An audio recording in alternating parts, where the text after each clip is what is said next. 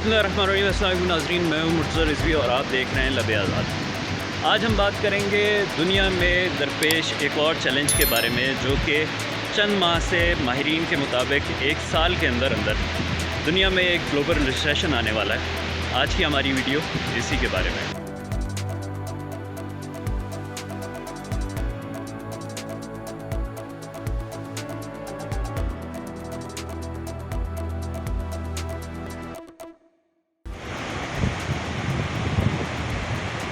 नाज़रीन, इस वक्त मैं मौजूद हूँ मानसहरा के इलाके दादर में, और आप हैरान होंगे कि हम बात कर रहे हैं ग्लोबल रिसेशन के बारे में, लेकिन इस पुरफ़ज़ा मकाम के ऊपर क्यों बात कर रहे हैं। इसकी वजह यह है कि कल जब मैं यहाँ पे आया था तो मुझे बताया गया कि 22 जून का दिन, जो कि साल का सबसे तवील दिन होता है, उस दिन भी यहाँ पे बारिश हुई है, शदीद बारिश हुई है, और साथ ही साथ बर्फ़बारी भी हुई है।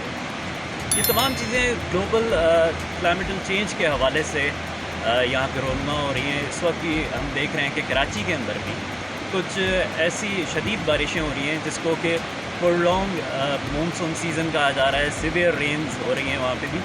तो ये तमाम चीज़ें दुनिया में अब तब्दीलियों की तरफ इशारा दे रही हैं। इन तब्दीलियों में सिर्फ क्लाइमेटल चेंज नहीं है या ग्लोबल क्लाइमेट चेंज नहीं है, इसके अलावा साथ साथ एक और भी चेंज है जो अब बिल्कुल सर उठाए खड़ा है, और वो है ग्लोबल रिसेशन।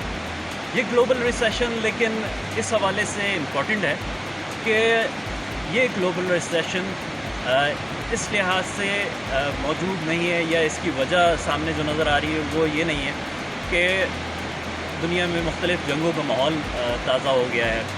साथ ही साथ फेड और इंटरेस्ट रेट्स इतने ज़्यादा हो गए हैं कि ग्लोबल रिसेशन की जानिब हम चले जाएँ। हम आज एक थ्योरी डिस्कस करेंगे जिसका नाम है एलियट वेव्स थ्योरी। इस एलियट वेव्स थ्योरी के मुताबिक इंसानी नफ्सियात एक साइकिल के ज़रिए से 100 साल के एक साइकिल के ज़रिए से काम करती है, और इस 100 साल के साइकिल के अंदर मुख्तलिफ़ ऐसे वजूहात सामने आती हैं जिसके बाद जो ट्रेडर्स हैं, जो लोग हैं जो मार्केट के अंदर मुख्तलिफ़ जगहों पे काम करते हैं, वो अपना पैसा मार्केट से निकालना शुरू कर देते हैं, और उसके नतीजे में मार्केट में एक कोलैप्स आता है। लेकिन जो इस बार रिसेशन आ रहा है या ग्लोबल रिसेशन आ रहा है, इसकी वजह जंगी हालात नहीं है या हाइपर इन्फ्लेशन नहीं है, या मुख्तलिफ़ पहले से माशी हालात को इसकी वजह माशी माहिरीन नहीं बताते। माशी माहिरीन के नज़दीक इसकी वजह एलियट वेव्स थ्योरी या एलियट वेव्स प्रिंसिपल है। एलियट वेव्स प्रिंसिपल क्या है, इस बारे में हम आपको एक ग्राफ के जरिए से बता दें। मार्केट में किसी समंदर की तरह लहरें उठती हैं, और ये लहरें क्यों उठती हैं? इसलिए क्योंकि इन्वेस्टर्स के मार्केट के बारे में कुछ सेंटिमेंट्स या इमोशंस होते हैं। किसी वक्त सरमायाकारी की जाती है और किसी वक्त प्रॉफिट लिया जाता है, और सरमाया भी निकाल लिया जाता है, क्योंकि बाज़ मरतबा मुल्की हालात, माशी अदम इस्तेहकाम, आलमी अमन और दीगर अवामिल मिलकर इन्वेस्टर के सेंटिमेंट्स पर असरअंदाज होते हैं, और फिर इसी के बाइस मार्केट में तेज़ी या मंदी की लहरें उठती हैं। इन्हीं लहरों को रॉबर्ट प्रैक्टर एलियट वेव्स के नाम से पहचान पाते हैं। उनके मुताबिक कीमतें एक बहाव की तरह एक सिमत में लहरों की सूरत में आगे बढ़ती हैं, जिनकी तादाद 5 होती है।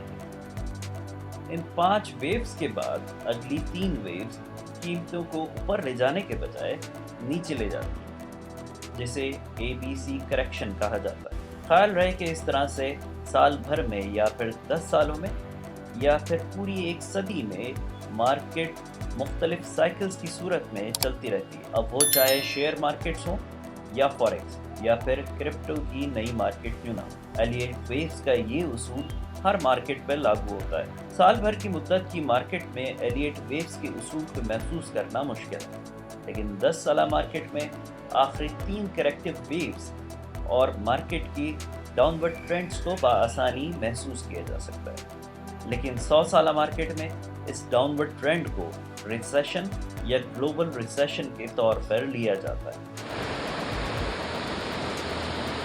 ये बात माशी माहिरीन के नज़दीक इसके ऊपर बहस की जा सकती है कि क्योंकि 1929 का ग्रेट डिप्रेशन आए हुए ابھی 100 سال مکمل نہیں ہوئے ہیں، تو یہ مارکیٹ سائیکل جو آ رہا ہے اس کو ارلی مارکیٹ سائیکل کیوں کہا جا رہا ہے؟ کیونکہ آج ہم 2022 میں کھڑے ہیں، تقریباً 7 سال کا فاصلہ ہے کہ ہم 100 سال کے مارکیٹ سائیکل کو پورا کر سکیں۔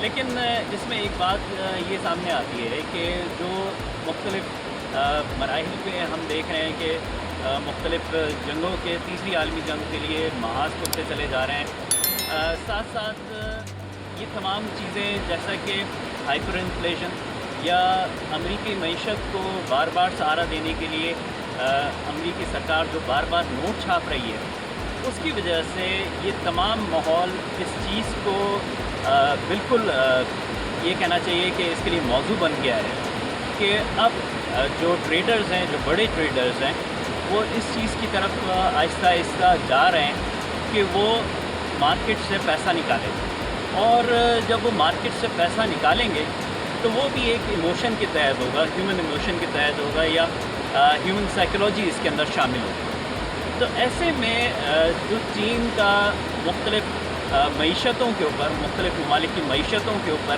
ایک بڑھتا ہوا اکنامک یا معاشی اثر و رسوخ ہے، اور بشمول امریکہ بھی اس کے اندر شامل ہے، تو ایسی صورت کے اندر ایک گریٹ ڈپریشن کا آنا اب لازمی نظر آ رہا ہے۔